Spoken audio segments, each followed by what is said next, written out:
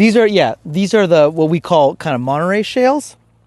And what's nice about these is that you can see all the iron, and that becomes part of the clay, which is an important micronutrient for vines, particularly Pinot Noir, very helpful. But you can see it's a really nice mixture of both clay and stones, and you can see as it fractures, you get these lenses of clay in between the fractures, and that's where all the little root hairs can kind of get into and find nutrients and water. And it's I would call that it's a very restrictive soil, so it provides enough for the vine to be healthy, but it doesn't really provide enough for the vine to be vigorous. And that's quite evident when you look at the trunk size.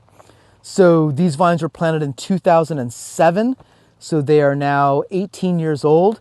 And for California, that's quite a small trunk for an 18-year-old vine.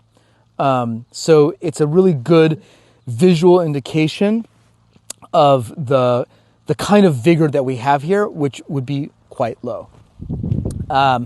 As we walk down the road here on the headland, we can see a shift in the soil that is fairly dramatic.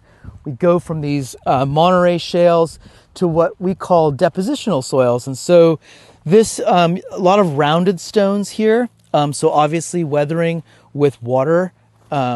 This was most likely deposited by a large flood event.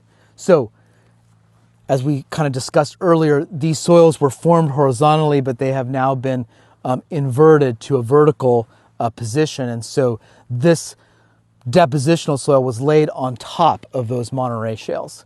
And so here we have this kind of a little bit more clay, a little bit less stones.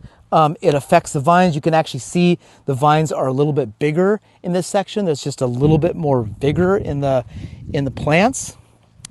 And then lastly, we have here a soil that is just very, very unique, particularly to grapevines.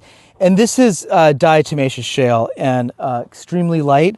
You can break it apart with your hands. When we get rainfall, it's actually, it absorbs a lot of water. It holds a lot of water, but it's also very well drained. You can kind of feel how light it is. It's always kind of shocking how light material it is.